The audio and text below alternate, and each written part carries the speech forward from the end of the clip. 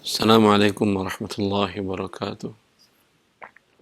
Alhamdulillah rabbil alamin wa bihi nasta'in wa nusalli wa nusallim wa nubarik ala nabiyyina Muhammadin wa alihi wa sahbihi ajma'in wa ba'du.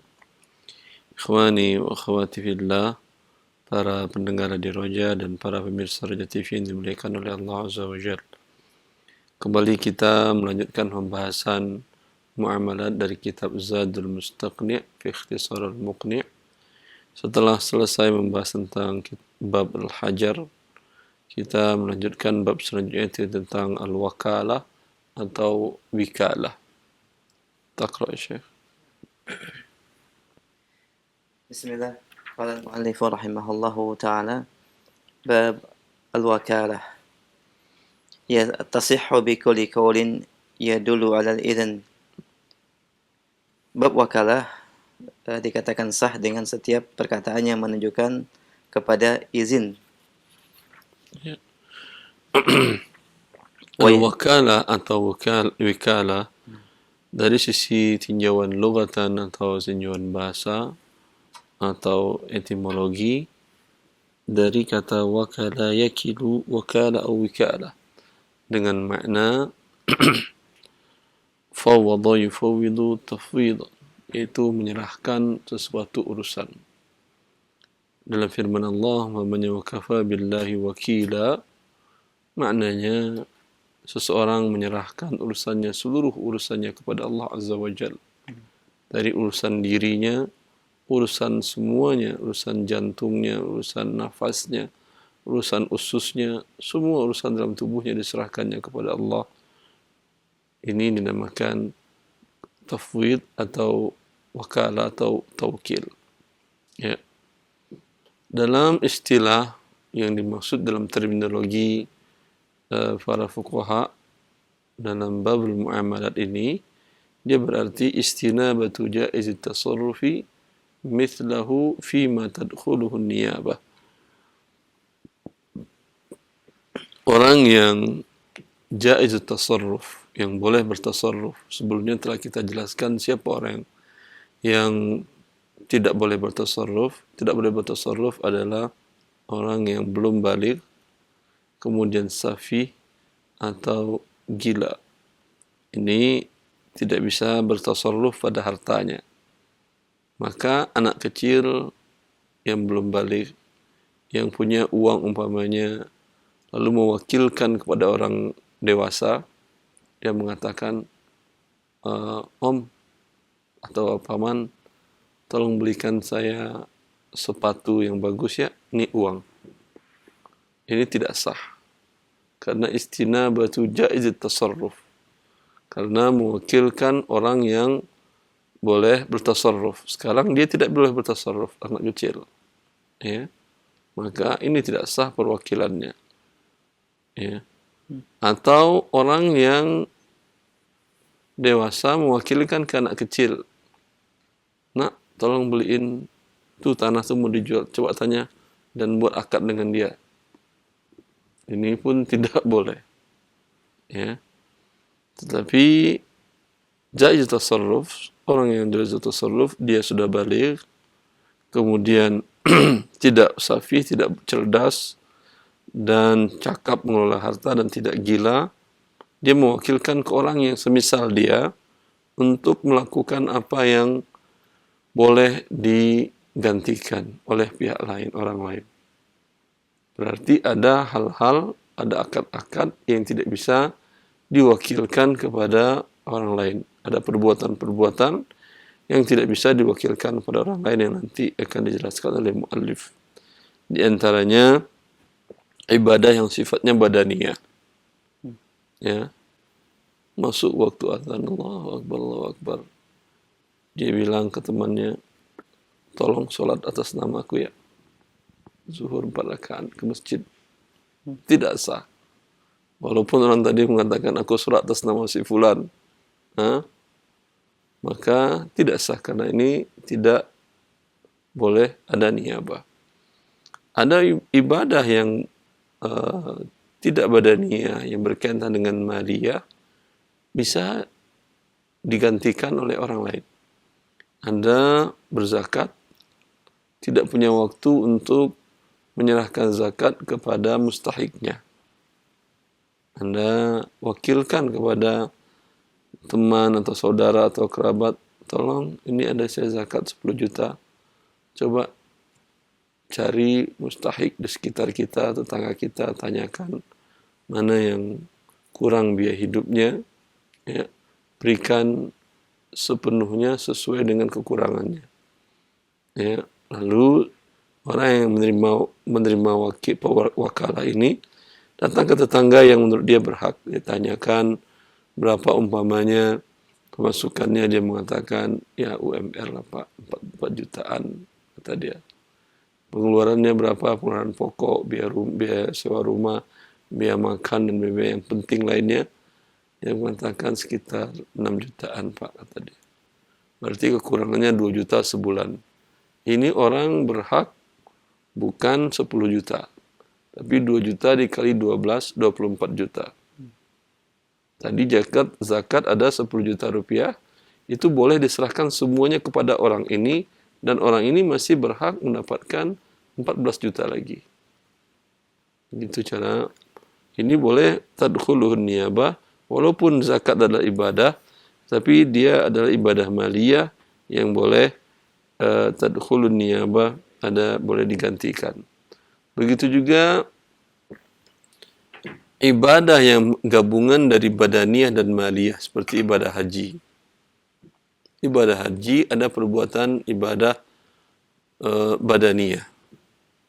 Badan orang tertentu. Ketika dan ada ibadah harta, yaitu biaya berangkat ibadah haji. Seorang memberikan biaya, orang tuanya sudah dalam keadaan uzur, tidak bisa berangkat haji, dan dia sudah wajib haji, diberikannya biaya haji itu kepada saudaranya yang sudah, anaknya atau siapa yang sudah pernah berangkat haji. Lalu dia berangkat haji. Ketika seluruh perbuatannya itu atas nama orang yang diwakilinya. Di sini ada ibadah mahdhah, tetapi ibadah mahdhah di sini mengikut, seperti sholat tawaf. Setelah tawaf kan sholatkan sunnah. Disunnahkan sholat 2 rakaat. Sholat ini, kalau sholat yang terpisah, tidak boleh dia digantikan, diwakalahkan, diwakilkan. Tetapi ini masuk dalam sebuah ibadah keseluruhan yang di sana ada maliyah dan badaniyah, maka dia menjadi boleh diwakilkan. Semua perbuatan orang yang mewakili orang yang ibadah haji tadi adalah atas nama orang yang mewakilkan kepada dia. Ya, itu dia wakalah. Baik. Di antara dalilnya, kita sebutkan beberapa dalil dulu sebentar Ustaz. Ya. Di antara dalilnya firman Allah Azza wa Jalla, Allah menjelaskan tentang Ashabul Kahfi. Fab'athu ahadakum biwarikikum hadhihi ila al-Madinah falyanzur ayyuha azka ta'aman falyatikum birizqin min walyatalattaf wala yush'iranna bikum ahada. Fab'athu ahadakum.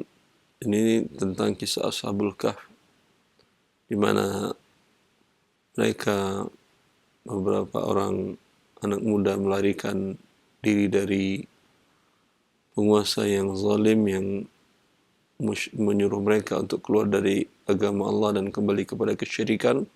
Mereka lari masuk ke dalam gua dan tidur selama 300 tahun lebih. Ketika mereka bangun, lapar. Sudah 300 tahun, Masya Allah. Allahu Akbar.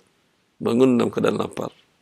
Lalu, karena mereka menganggap tadi tidur dan bangun, mereka memikirkan bahwa pemerintahnya masih itu. Masih orang yang zalim tadi. Mereka mengatakan, udah jangan kita semua pergi ke cari tempat warung makan. Seorang saja. Fab'asu ahadakum. Wakilkan, utus satu orang pergi. Kalian biwarikikum hadhihi. Mana uang-uang perak kalian? Berarti uang perak kan dari dirham, bukan baru. Sudah masa Ashabul Kahf sudah ada uang perak. Mana uang perak kalian? Kasih ke seorang, pergi dari ke kota, lihat. ayyuha azka ta'aman, cari makanan yang paling zaki, yang segar, yang sehat. Ya. Tapi dan nanti bawa makanan ke sini waliyatalattaf, pelan-pelan. Sembunyi-sembunyi, jangan beritahu orang siapa kita sesungguhnya. Allahu akbar. Wala yash'iranna bikum ahada. Jangan sampai ada seorang pun yang tahu siapa engkau. Kata beliau. Ya, ini di sini ada akad wakalah, di mana jumlah Ashabul Kahfi tadi 8 atau 7 mereka atau 6 mereka menyerahkan kepada seorang yang pergi beli makanan ke kota. Dalam hadis Rasulullah SAW, Rasulullah juga pernah mewakilkan. Seperti dalam beliau mewakilkan ketika beliau haji wada, beliau membawa 100 ekor hadi, unta, 63 beliau beliau sembelih sendiri dengan tangan yang mulia. Dan sisanya, apa sisanya? 27? 37 berarti ya. 37 beliau wakilkan kepada Ali bin Abi Thalib untuk menyembelih. Boleh akad wakal. Artinya dalam berkurban pun boleh mewakilkan kepada kaum muslimin yang lain, DKM atau siapapun untuk menyembelihnya, seperti dilakukan Rasulullah sallallahu alaihi wasallam. Juga beliau Rasulullah sallallahu alaihi wasallam pernah mewakilkan kepada Urwah bin Al-Ja'd Al-Bariqi untuk membelikan kambing untuk kurban, dan beliau berikan kepada Al-Ja'ad 1 dinar emas. Subhanallah, Urwah mencari kambing dengan 1 dinar yang biasanya harganya 1 dinar, dia malah bisa dapat 2 ekor kambing. Dia mencarinya agak ke pinggiran kota.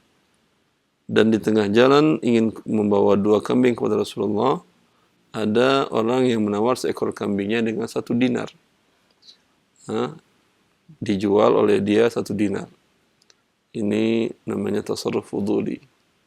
Tadi Rasulullah kan nggak suruh dia jual beli bisnis, enggak. Disuruh Rasulullah hanya beli kambing. Tapi disuruh Rasulullah pun beli bukan 2, 1. Tapi dapat 2 dan 1. 2 dan 2 dijual 1-nya, dia bawa kepada Rasulullah 1 kambing dan 1 dinar. Kalau itu adalah manusia zaman sekarang, tentu dia bilang, Rasulullah kan mau kambing doang, nih kambing, 1 dinarnya buat saya. Ini tidak amanah. Karena akad wakalah adalah akad amanah. Haram Anda ambil ini. Kecuali dari awal ada upahnya, ada fee-nya. Ya, ada kesepakatan fee, namanya akad ijarah, bukan akad wakalah lagi. Ya. Baik. Ini dalil yang menunjukkan bahawa wakalah disyariatkan dan dibolehkan dalam agama Allah Azza wa Jalla. Dan memang ini konsekuensi hidup. Tidak ada orang yang bisa melakukan segalanya. Ya. Semua manusia terbatas. Yang maha berkuasa tanpa batas hanya Allah Azza wa Jalla. Tapi makhluk terbatas. Siapapun Anda. Presiden pun ada wakilnya malah. Ada hal yang diserahkan kepada dia, diwakilkan. Ya, siapapun hidup butuh wakalah. Akad ini berarti akan dibutuhkan dalam kehidupan manusia. Kemudian muallif berkata, wasihu hada syekh. Wa yasihul qabulu ala nama kata. Tasihu bi kulli qawlin yadullu ala al-idhan. Bagaimana akad wakalah tadi? Bagaimana bentuknya? Sah akad wakalah dengan setiap ucapan yang menunjukkan atas izin. Ya.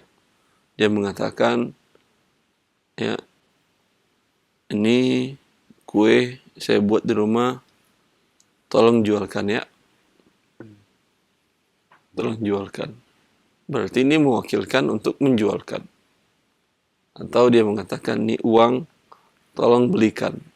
Walaupun tidak menyebutkan, saya wakilkan kamu, saya kuasakan kepada kamu, tidak menyebutkan akad wakal, tapi perkataannya itu menunjukkan atas izin. Ya, ini muallif mengatakan perkataan. Apakah dengan perbuatan tanpa berucap? juga sah atau tidak.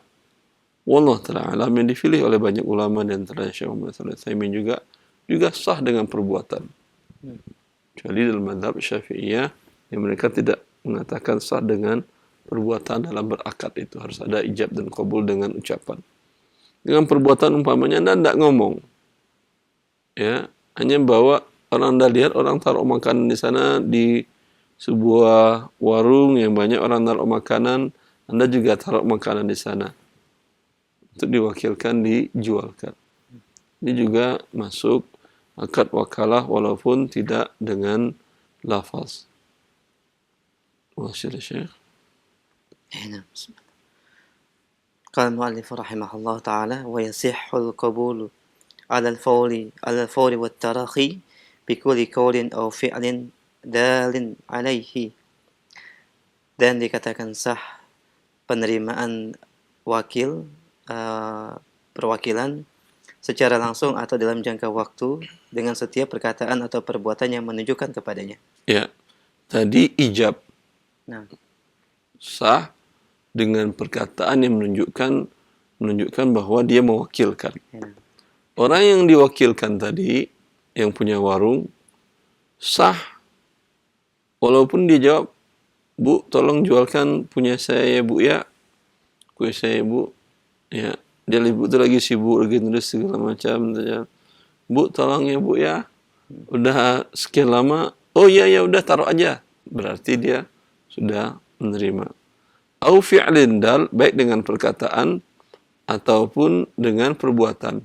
Atau dengan perbuatan dia ngangguk doang. Tadi tadi ya udah itu pergi. Sah insyaallah taala. Cukup Ustaz. Nah, cukup sampai situ. Jazakumullah khair Ustaz, pendengar dan pemirsa Roja TV, demikian beberapa poin dari pembahasan yang terbaru dalam bab ini, yaitu perwakilan. Kami berikan kesempatan bagi Anda untuk bisa bertanya terkait dengan bab ini untuk memperdalam pembahasan. Anda bisa menyampaikan pertanyaan secara langsung. Kami akan angkat dari pertanyaan via telepon terlebih dahulu. Baik, silahkan yang sudah masuk. Halo. Assalamualaikum Ustaz. Waalaikumsalam warahmatullahi wabarakatuh. Ahlan, dengan siapa Bapak, di mana? Dengan Bapak Taufik Diaki Ustaz. Ahlan Pak Taufik, silahkan. Begini Ustaz, Anda mau tanyakan tentang waris. Silakan. Iya. Ini kebetulan yang meninggalkan 3 anak perempuan. Yang meninggal siapa namanya Pak Taufik? Biar jelas. Pak Umar. Pak Umar wafat tahun? Ya, istrinya udah duluan wafat. Wah, Pak Umar wafat tahun kapan? Tahun 1439 Hijriah Ustaz. 39 Hijriah. Kemudian istrinya sudah wafat sebelumnya. Ketika dia wafat berarti anak istrinya sudah tidak ada. Istrinya sudah tidak ada. Dan tidak nikah lagi gitu kan berarti? Ya Ustaz. Tidak nikah lagi kan ya? Tidak Ustaz. Terus? Kemudian yang bapaknya ini, Pak Umar ini mempunyai 3 orang laki-laki Ustaz. Sebentar. Orang tua dari Pak Umar masih hidup? Orang tua Pak Umar? Ustaz. Tidak ada lagi. Tidak, sudah meninggal. Anak Pak Umar berapa orang? Anak Pak Umar tiga-tiganya perempuan Ustaz. 3 perempuan. Terus? Pak Umar ini mempunyai adik 3 orang laki-laki Ustaz. Perempuan? Ada? Adik perempuan? Ada. Ada? Semua, Ustaz. 3 saudara laki-laki ya? Ya Ustaz. Perempuan berapa saudarinya? Nggak ada saudarinya Ustaz. Laki-laki semua. Mas. Ini saudara masih hidup semua ya, 3-tiganya? Masih hidup semua Ustaz. Ya. Pembagiannya adalah 3. Pak Umar tidak punya anak laki-laki atau anak laki-laki sudah meninggal? Tidak ada, perempuan semua anaknya Ustaz. Semuanya anaknya adalah perempuan. Berarti bapaknya sudah meninggal, kakeknya sudah meninggal juga berarti? Nah, semua Ustaz. Ya berarti 2/3 untuk saudari perempuan, sisanya 1/3 untuk 3 saudara laki-laki, dibagi rata. Anak perempuan 2/3. Anak perempuan 2/3. Nah. Sisanya 1/3 untuk anak laki-laki tadi. Ya, Ustaz. Naam. Allah barik fiik. Berarti ini saya mau tegaskan, berarti wali mendapat hak, Ustaz, ya? Tidak mutlak hanya untuk anak perempuan, Ustaz, ya? Kata Rasulullah SAW, alhiqul faraida bi ahliha fama baqiya fali awla rajulin dzakar. Kata Rasulullah SAW, berikan harta warisan itu kepada ahli faraid. Ahli faraid itu yang Allah sebutkan bagiannya di dalam Al-Quran. Dalam surat An-Nisa ayat 10, 11, 12 dan 176 ada ahli waris yang Allah sebutkan. Anak perempuan kalau 2 atau lebih 2/3 kata Allah. Kalau 1 orang setengah kata Allah. Kemudian ibu 1/3 kalau tidak ada anak. Kalau ada anak 1/6. Bapak juga 1/6. Ini mereka disebutkan oleh Allah ada dapat bagian yang ada pernya. Jelas? Setelah dibagikan kepada yang ada pernya masih ada sisa. Dalam kasus ini kan ada sisa. Ya, Ada sisa 1/3. Maka kata Rasulullah, fali aula rajulin dzakar. Maka untuk lelaki yang terdekat dengan si yang meninggal dinamakan dengan asobah. Urutan asobah itu adalah anak laki-laki. Dia Pak Umar enggak punya anak laki-laki. Kemudian anak laki-laki dari anak laki-laki, cucu laki-laki dari anak laki-laki, dan Pak Umar tidak punya cucu laki-laki dan anak laki-laki. Kalau tidak ada, dia berurut ini. Pindah ke bapak, bapaknya juga sudah meninggal. Kalau bapaknya sudah meninggal, pindah ke kakek. Kakeknya juga sudah meninggal. Kalau kakek sudah meninggal, ya pindah ke saudara, dan di sini ada saudara laki-laki. naam, Ustaz. Ya. Naam. Jazakumullah khairan. Allah barik fiik. Assalamualaikum warahmatullahi wabarakatuh. Assalamualaikum Assalamualaikum warahmatullahi warahmatullahi wabarakatuh. Jazakumullah khairan. Barakallahu fiik. Demikian jawaban yang disampaikan dan semoga bermanfaat. Kami berikan kesempatan berikutnya bagi para pendengar Radio Roja dan pemirsa Roja TV. Silakan. Kita angkat kembali. Halo. Assalamualaikum. Waalaikumsalam Waalaikumsalam warahmatullahi wabarakatuh. Dengan siapa Ummu di mana? Saya dari Batam. Baik. Silakan Ummu.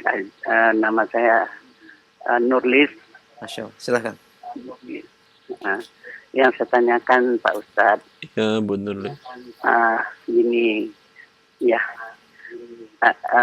kita punya misalnya kita punya simpanan di bank 100 juta. Nah, terus alhamdulillah ada di rumah ada kos-kosan. Ya. Kita 7 kamar. Jadi tiap bulan saya mengeluarkan zakat malnya berapa dapat sebulan.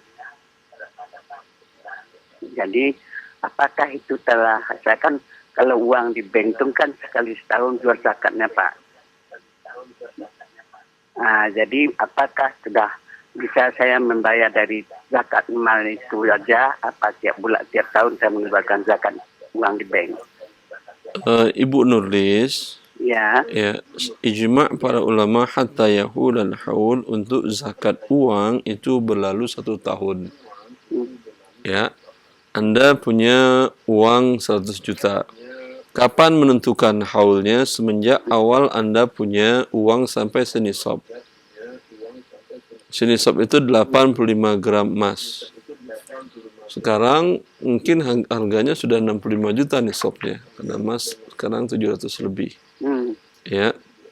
Maka semenjak Anda punya uang 65 juta, umpamanya itu Anda kumpulkan dengan bertahap, pada saat sampai 65 juta atau senilai 85 gram emas saat itu, tentukan tanggal hari itu. Umpamanya tanggal Anda ingat-ingat tanggal 10 Sya'ban umpamanya. Maka 10 Sya'ban tahun depan, Anda 10 Sya'ban pertama ketika sampai 65 ini, sampai Sya'ban tahun depan biarkan saja. Mungkin Anda masuk, bertambah, berkurang. Selagi masih di atas nisab 65, di Sya'ban tahun depan lihat lagi berapa uang Anda.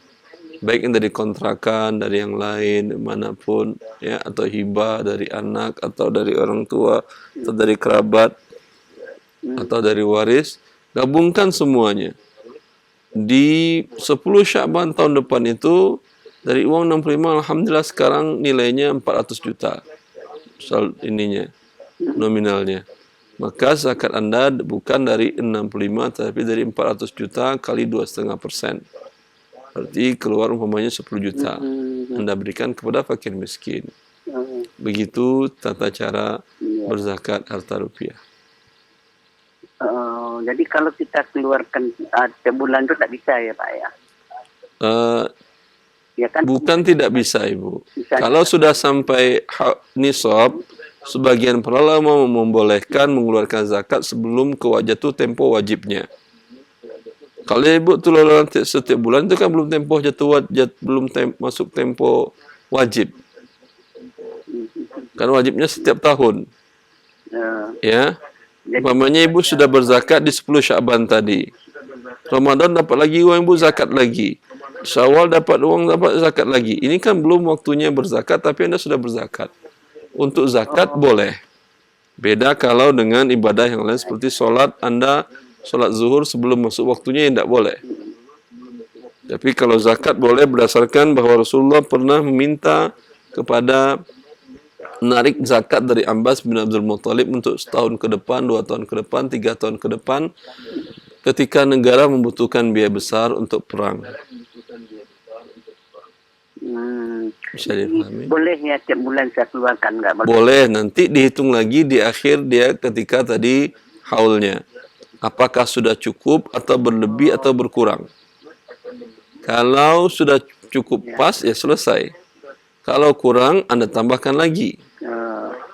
Kalau berlebih ya apa boleh buat, nggak mungkin ditarik dari fakir miskin lagi. Saya lebih uang kemarin ya tidak mungkin. Sedekah lah. Ya dianggap sedekah sunnah. Ya. Oh gitu ya Pak ya. Terima kasih Pak Ustadz. Ya benar. Assalamualaikum warahmatullahi wabarakatuh. Waalaikumsalam. Assalamualaikum warahmatullahi wabarakatuh. Jazakillah khairah Bu Nurlis di Batam. Dan semoga jawaban yang disampaikan bermanfaat buat Ibu dan juga bagi kita semua. Barakallahu fiik. Baik, kami berikan kesempatan yang ketiga. Baik, sudah masuk, silahkan. Baik, halo. Halo. Iya, silahkan sudah masuk. Assalamualaikum warahmatullahi wabarakatuh. Waalaikumsalam warahmatullahi wabarakatuh. Dengan siapa Ummu di mana? Dengan Pak Allah di Sulawesi. Pertanyaan saya dengan Pak Ustaz. Silakan. Bolehkah kalau saya bikin wasiat untuk anak-anak saya? Ibu bikin wasiat untuk anak-anak? Iya. Tidak boleh. Karena Rasulullah mengatakan wa'atu Tidak boleh. Dengar dulu Ibu. Rasulullah mengatakan wa'atu kulladzi haqqin haqqahu fala wasiyata liwarith. Berikanlah setiap yang berhak menerima waris haknya dan tidak boleh berwasiat kepada ahli waris. Anak kan adalah ahli waris dari ibu. Iya. Oh, ini berlaku juga untuk harta ibu, Pak Ustaz ya? Harta siapa aja yang kepada ahli waris tidak boleh.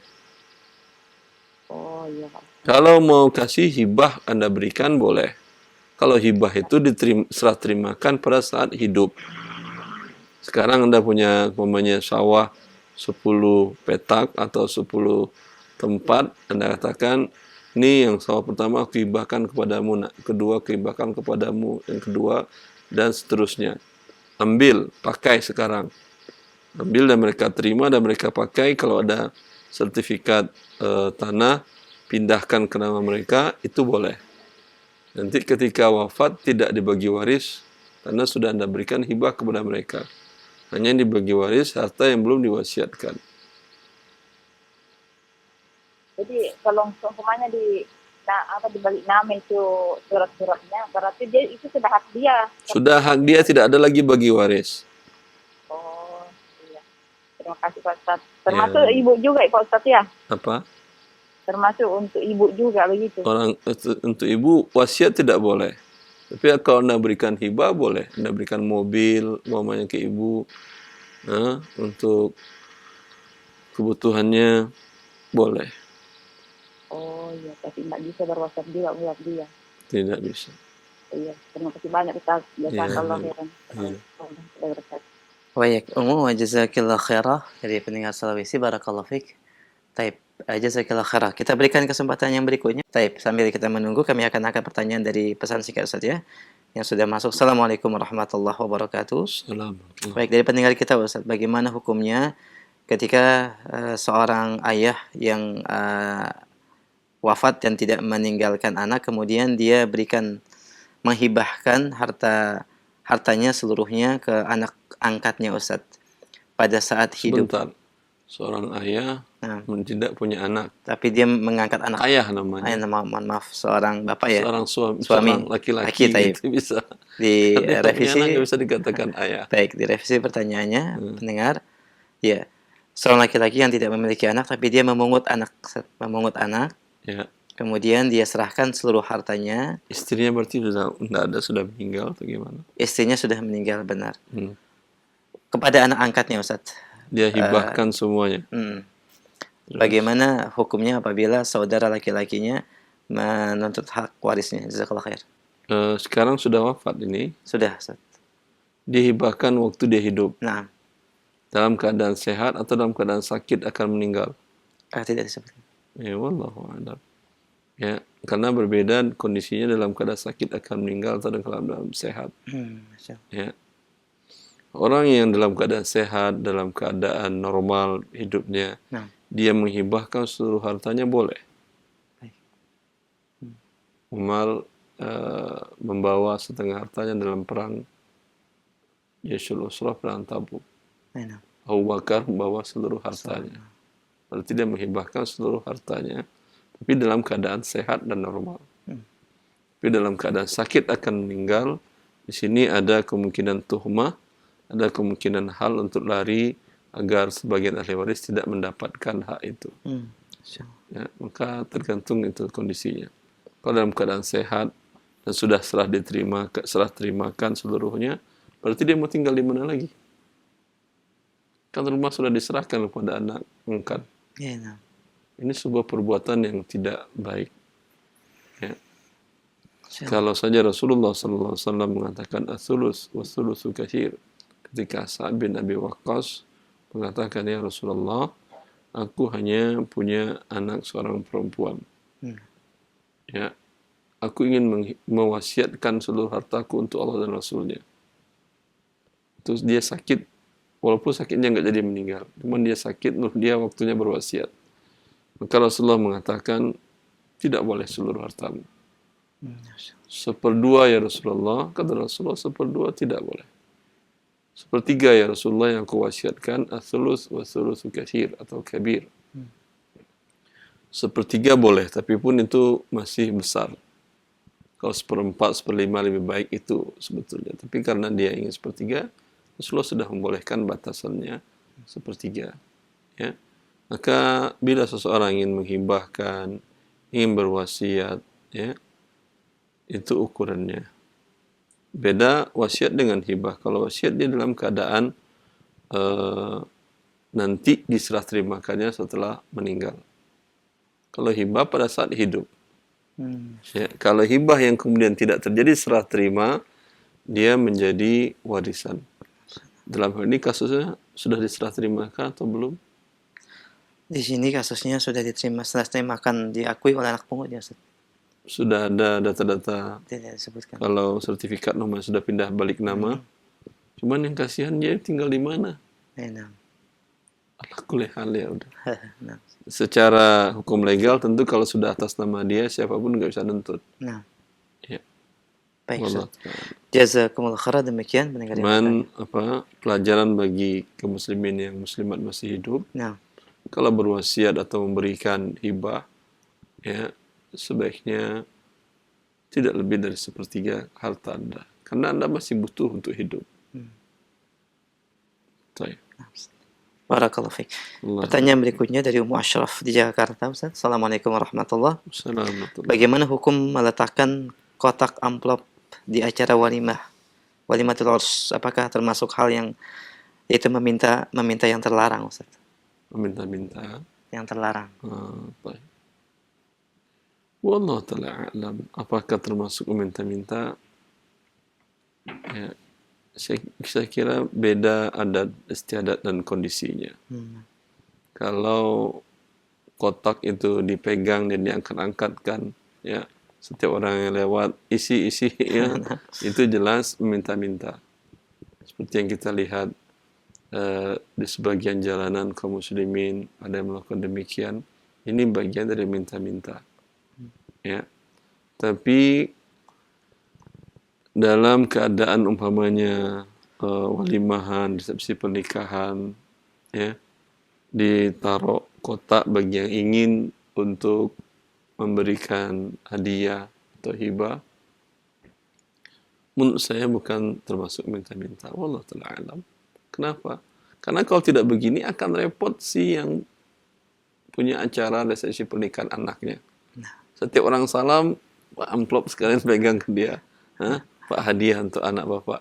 Pusing dia, motor di mana, lagi tamu lagi banyak, taruh amplop di sini. Ya, itu kalau satu orang. Kalau jumlah orangnya ada 500, begini mana? Dia butuh karyawan lagi tuh, kanan kiri jadi wakil pegang uang. Kalau lebih baik taruh di depan. Ya, maka wallah, menurut saya ini tidak termasuk minta-minta. Itu memudahkan orang yang ingin memberikan hibah, yang tidak ada masalah kan nggak pernah ditanyakan. Kamu udah teramplop tuh belum? Kalau nggak boleh makan. Maka ini tidak termasuk minta-minta. Tidak mengapa, Pak. Ya, berbeda kondisi ya. Kalau yang di jalanan umum sengaja membawa tempat kotak untuk untuk orang berderma, ini bagian dari minta-minta. Ya. Ini kan sama artinya juga. Ya, Anda lembaga yayasan amal umpamanya atau apa, Anda baik taruh kotak maupun taruh nomor rekening. Apakah juga minta-minta taruh nomor rekening? Ya. Atau ketika nikah dalam undangan, kami tidak menyediakan tempat kotak untuk taruh uang. Kalau mau kirim uang, ini nomor rekening kami di Bank X Syariah umpamanya. Ini lebih parah minta-mintanya ini. Dia ingin langsung pakai cashless. Wallahu ta'ala alam. Nah, alhamdulillah. Jazakumullah khair, demikian pendengar yang bertanya. Tapi kalau tidak ada ini bagaimana? Lebih bagus. Tapi dengan syarat Anda mengatakan di awal Anda sampaikan kepada para undangan, alhamdulillah kami, keluarga kami senang kedatangan Anda dan kami tidak menyediakan kotak dan tidak menerima amplop. Karena di adat istiadat di kita sudah ada bawa amplop setiap ada yang resepsi pernikahan. Berbeda kalau Anda di sebagian masyarakat, nggak tahu saya di Indonesia. Saya pernah dulu di Riyadh menghadiri pernikahan teman kuliah S2 saya di sana, orang Arab Saudi. Itu memang tidak ada kotak amplop, memang tidak ada. Memang kebiasaan mereka di situ, dan pun tidak ada di tempat yayasan mereka kotak amplop. Anda ke Masjidil Haram, ada di situ kotak untuk yang mau nyumbang kebutuhan Masjidil Haram biaya operasional, tidak ada kan. Masjid Nabawi juga tidak ada. Masjid-masjid umum masyarakat juga tidak ada. Ya, juga tidak ada. Itu beda kondisi. Kalau Anda mengatakan, tentu dengan diberitahukan sebelumnya biar tidak terjadi tadi orang ngasih amplop, Anda sedang duduk bersama tamu, kan malah suasananya tidak terganggu. Ya, sampaikan kalau memang ingin membuat suatu kebiasaan yang baik, memulai sebuah kebiasaan yang baik, tentu dengan cara yang baik juga. Dan tidak mungkin juga nanti orang berikan hadiah, Anda tolak. Kan sudah saya beritahukan tidak boleh amplop, tidak terima amplop kami. Ya, juga tidak bagus. Karena Rasulullah SAW la taruddul hadiyah, bersabda, ajibud da'iya wa la taruddul hadiyah. Kalian jawablah undangan, penuhilah undangan orang, dan jangan kalian tolak hadiah. Ya, maka hukum menolak hadiah dilarang oleh Rasulullah SAW, dan setiap dilarang Rasulullah minimal hukumnya makruh kalau tidak sampai pada haram. Hukum asalnya adalah haram. Ya, malah haram Anda menolak di hadapan orang ramai tadi.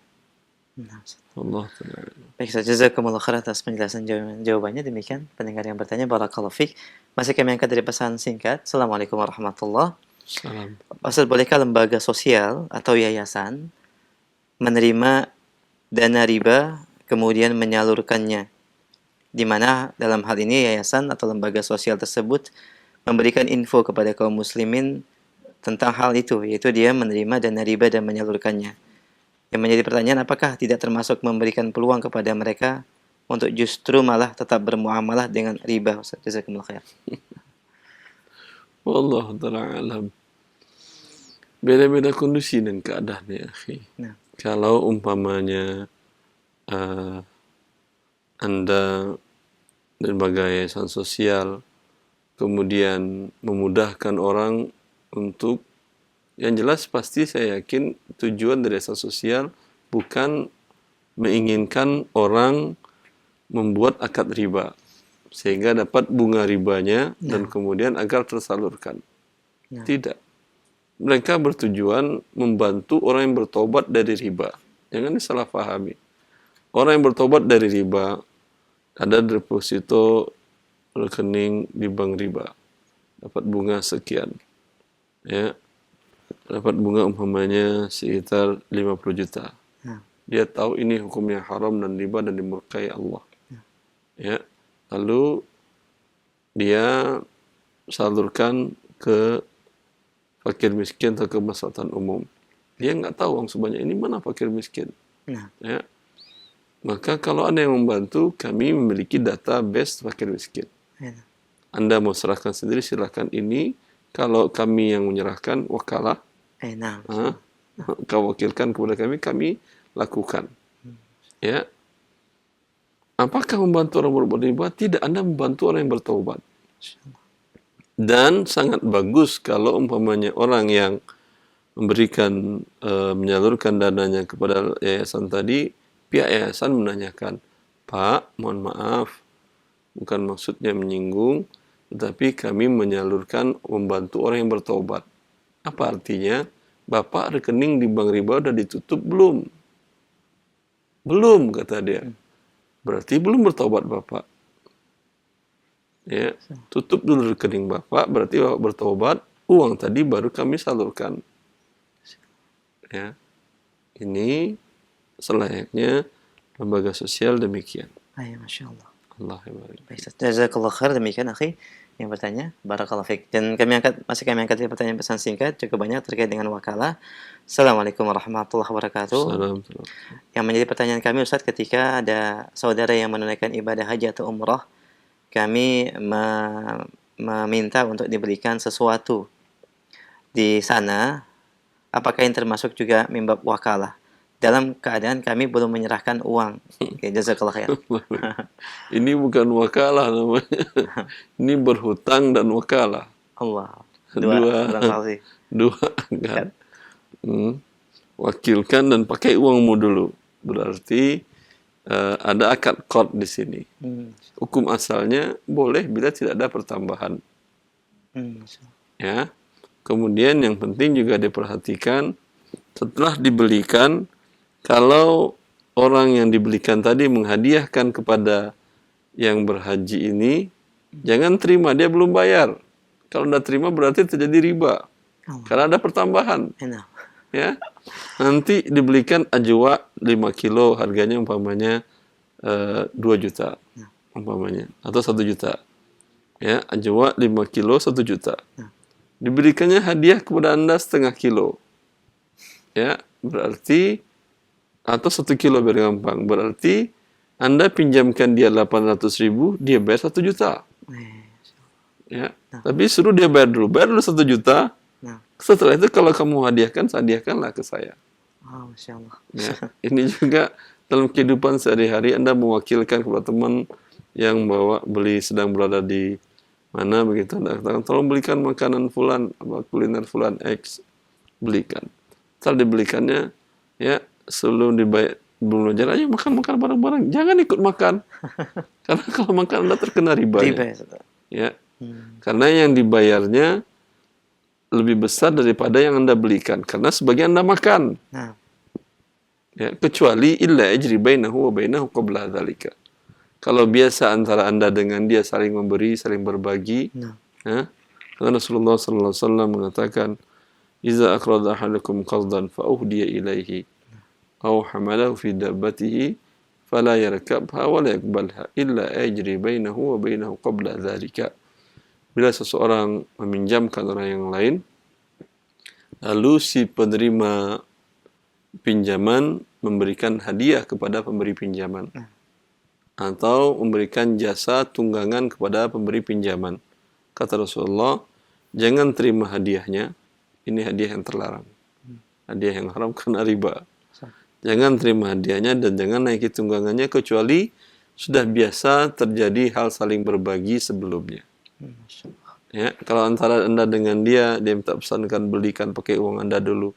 Sebelumnya tidak pernah ngajak makan, tapi ini dia ngajak, jangan ikut makan dulu, bayar dulu. Agar tidak terjadi riba. Wallahu ta'ala a'lam. Baik, jazakumullah khair pendengar dan pemirsa Raja TV. Demikian beberapa pertanyaan dan juga ada faedah yang sangat bermanfaat dari pertanyaan tersebut. Semoga ini menjadi ilmu bagi kita. Barakallahu fiik. Kami berikan kesempatan berikutnya pendengar dan pemirsa yang ingin bertanya secara langsung di line telepon. Kami angkat kembali. Silakan. Baik, halo. Iya, sudah masuk. Assalamualaikum. Waalaikumsalam. Waalaikumsalam warahmatullahi wabarakatuh. Dengan siapa Umu di mana? Ibu Evi Palembang, Ustaz. Silakan Ibu Evi. Saya mau tanya, Ustaz, tentang perkebunan sawit yang plasma ini, Ustaz. Bagaimana Ibu plasma itu? Kita kan di kampung ya, mendapatkan satu lahan sawit dari pemerintah setempat, itu, Ustaz. Tanah milik Anda atau milik pemerintah? Milik pemerintah, Ustaz. Terus Anda sebagai apa?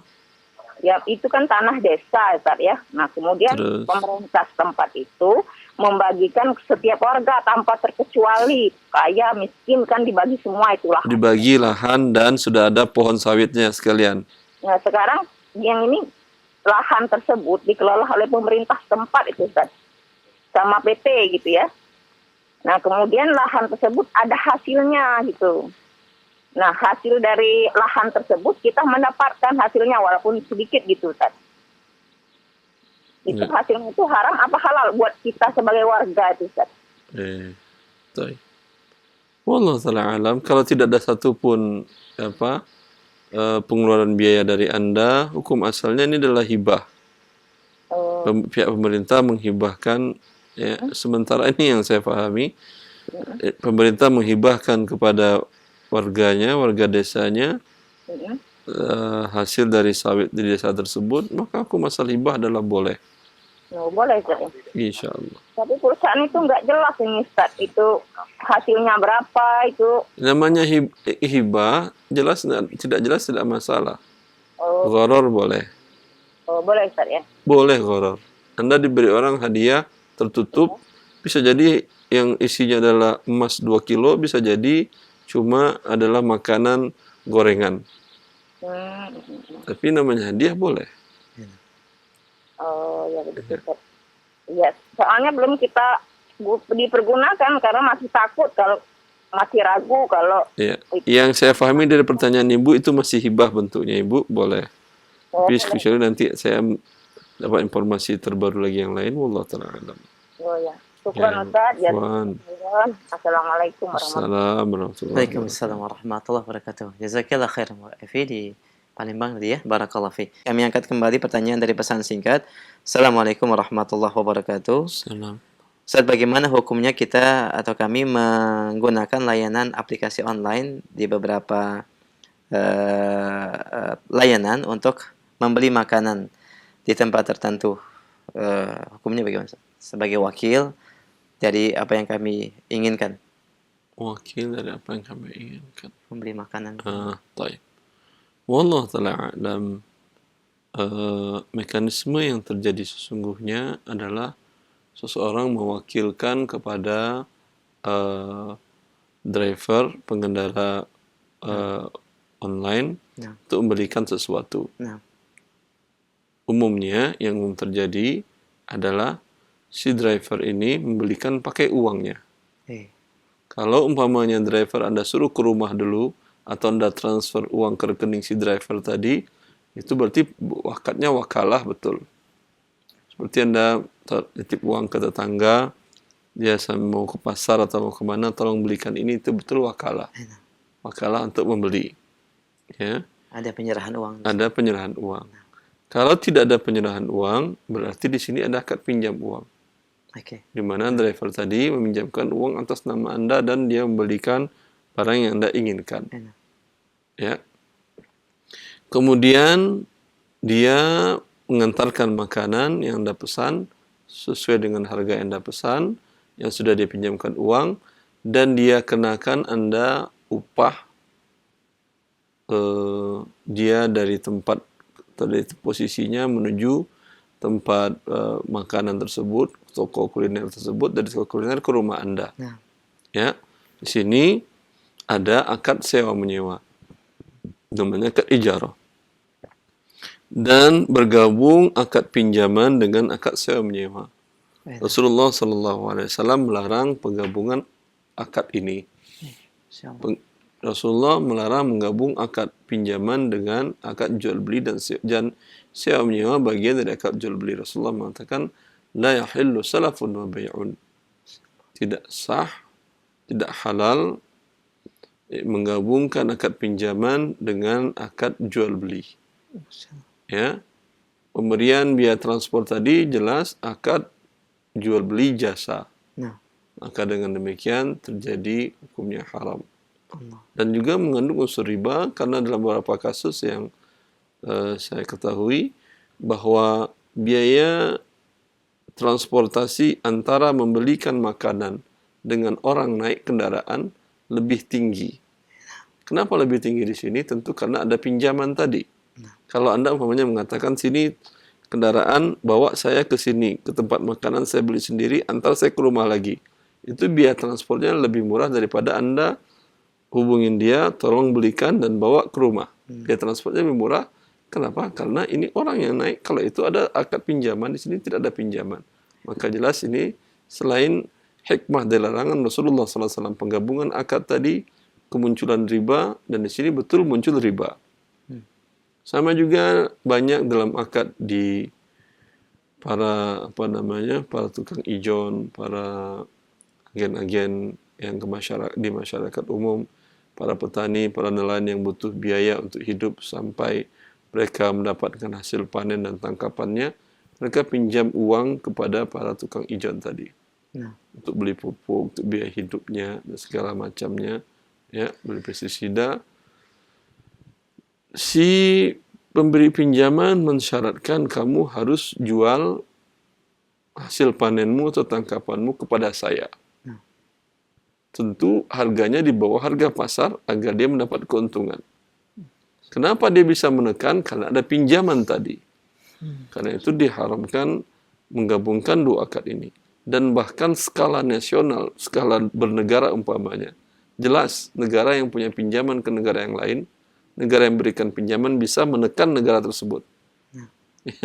Karena itu hikmahnya, bila Rasulullah mengharapkan sesuatu, jauhilah dan hindarilah agar tidak menjadi kerusakan di dunia sebelum di akhirat. Masya Allah. Jazakumullah khair. Demikian pendengar yang bertanya dan cukup banyak. Demikian mudah-mudahan bermanfaat ya. Jazakumullah khair. Kami berikan kesempatan berikutnya via telepon. Silakan, masih ada beberapa waktu bagi Anda yang bertanya secara langsung. Baik, kami angkat kembali. Silakan. Halo. Halo. Ya, silakan. Halo, Assalamualaikum. Waalaikumsalam Waalaikumsalam. warahmatullah. Dengan siapa di mana? Dari Umur Rafif dari Jakarta. Silakan Umur Rafif. Ustaz mau nanya tentang hadiah. Nah, Ya, Ibu. Suami saya kan PNS, guru Ustaz.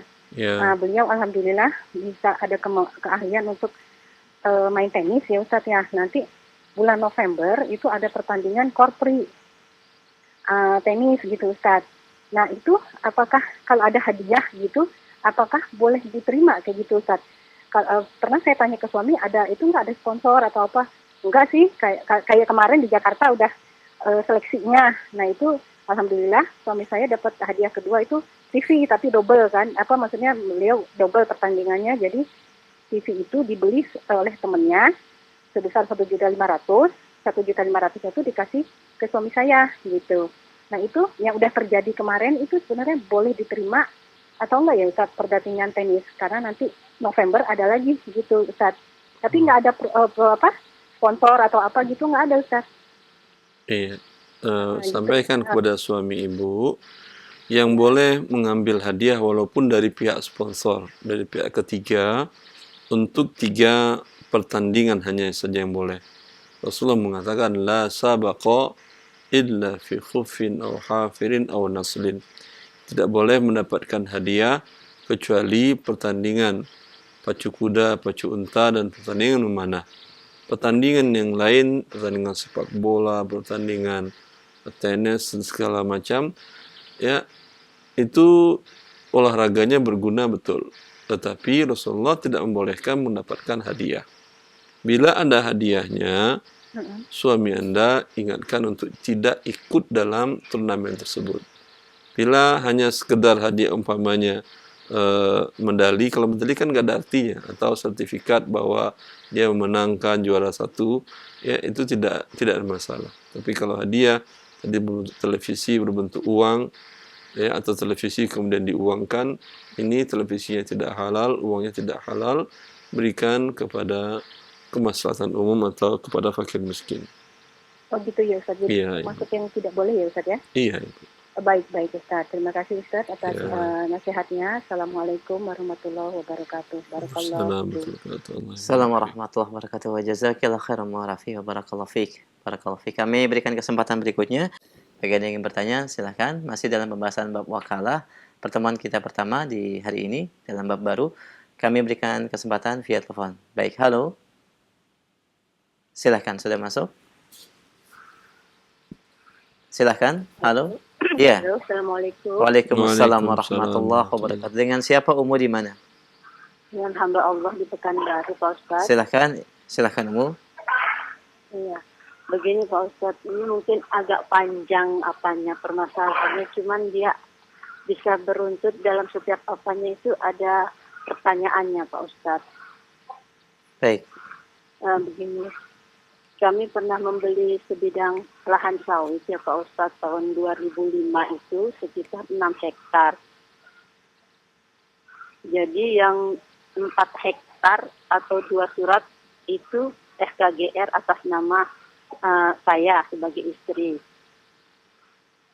Yang 2 hektar itu atas nama suami. Itu 1 surat SKGR. Kemudian pada tahun 2015 kami membeli tanah lagi di lahan atau hamparan yang sama di sebelahnya itu 2 hektar. Ditawarin dengan harga 200 juta sama penjualnya.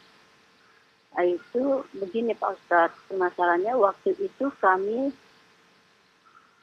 baru punya uang 150 juta. Kemudian kami tawarkan sama orang tua kami.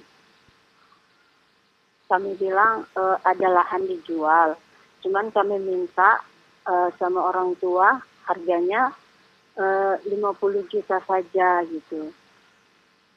Tapi mereka mendapatkan 1 hektar dari lahan yang ada. Kemudian tahun 2018 begini, itu surat masih atas nama penjual, belum dibalik nama. Pada tahun 2018 itu kan ada penaikan sertifikat dari SKGR ke BPN. Karena orang tua kami tinggalnya di Bali, jadi kami bilang gimana kalau suratnya itu jadikan 1 atas nama suami gitu, karena yang bayar kan suami. Tapi mereka masih mendapatkan hasil dari lahan itu sebesar hasil 1 hektar lahan itu Pak Ustadz. Boleh nggak atas nama suami, tapi itu sebenarnya yang 1 hektar punya orang tua, karena kalau umpamanya apakan sesuai prosedur Pak Ustadz kan itu memakan waktu yang lama dan tentu orang tua harus ke sana kemari untuk mengurus surat itu. Itu pertanyaannya. Kemudian ada lagi Pak Ustadz, jadi dari awal pembelian Artinya kan, Yang pertama dulu Ibu ya. Yang pertama boleh, tidak ada masalah. oh ya, baik. Cuman sebaiknya ada dibuat surat di bawah lagi pernyataan suami Anda di atas materai bahwa tanah yang ini, yang 2 hektar ini atas nama saya, suami Anda tadi, fulan mengatakan ini atas nama saya sertifikatnya, akan tetapi di sini bukan milik saya pribadi. Ada 50% kan 2 hektar, 1 hektar untuk ibu Anda. 50% adalah saham dari kepemilikan dari ibu mertua saya, Fulanah binti Fulan. Jelas Ibu? Sehingga bila terjadi sesuatu dan yang surat di bawah tangan ini, buat 2, 1 kirimkan ke ibu mertua atau ibu Anda. Sehingga dia tenang. Oh begitu, iya. Ya. Memang kesepakatan awalnya seperti itu. Iya, ditulis lebih baik. Karena nanti siapa tahu salah satu wafat, nanti jadi ribut masalah ahli waris. Oh begitu. Iya. Baik, nanti berarti kami buatkan surat kuasa. Bukan surat kuasa, surat pernyataan Oh iya. bahwa di sini ada hak milik orang lain, yaitu ibu mertuanya. Oh begitu Pak Ustadz. Iya. Terus begini Pak Ustadz, berlanjut dari itu kan Pak Ustadz. Cukup satu itu mungkinnya kan Umi ya. artinya kan, Baik, halo? satu lagi ya Umi ya. Halo, baik. Halo, satu lagi ya Umi. Pak Ustadz, halo? Iya, satu lagi ya Umi ya. Iya. Satu pertanyaan Begini, Pak terakhir. Ustadz. Nah, Itu kan berlanjut. Jadi begini, dari jumlah total semua 8 hektar, itu yang 1 hektar itu kan hasilnya kan diserahkan kepada yang mengelola, yang menjaga lahan. Artinya kan masih sisa 7 hektar kan Pak Ustadz. Terus Yang 7 hektar itu kan tiap sekali panen itu kan sama pengelolanya dikirim, maksudnya ditransfer uang udah bersih dari semua total pengeluaran. Itu terus kan masih sisa 7 untuk membagi hasilnya kepada orang tua itu Pak Ustadz, kami berikan itu jadinya hasil total itu dibagi 7, umpamanya gini, sama pengelola itu mendapat 7 sebentar, juta. dia 8 hektar.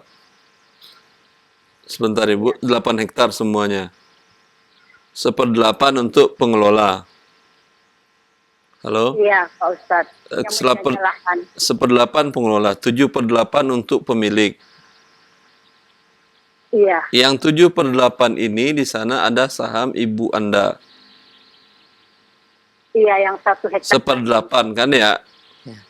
Dari 7/8 tadi, 1/8 hasilnya kirimkan untuk ibu Anda, jelas?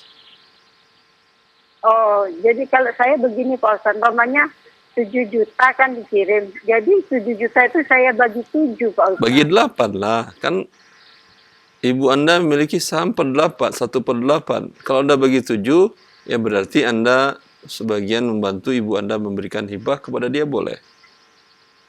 boleh. Oh, umpamanya kami beri berlebih nggak masalah. Ya nggak masalah. Kalau kurang aja ya nggak bagus. Baik. Demikian Umi ya. Oh, begitu Pak Ustadz. Makasih banyak ilmu. Ya Allah barik Kami dijaga oleh Allah Subhanahu wa taala, jazakallahu khairan. Wa iyyaka Umi, barakallahu fik. Dan ini pertanyaan kami terakhir di kesempatan pagi ini sebagai khitam, Ustaz, silakan. Semoga Allah Subhanahu wa taala selalu membimbing kita untuk mengetahui syariatnya dan bisa mengamalkannya, yang itu jelas mengantarkan kita kepada kebaikan di dunia dan di akhirat. Wallahu li taufiq wa sallallahu nabiyina Muhammad wa alihi wa sahbihi wa sallam.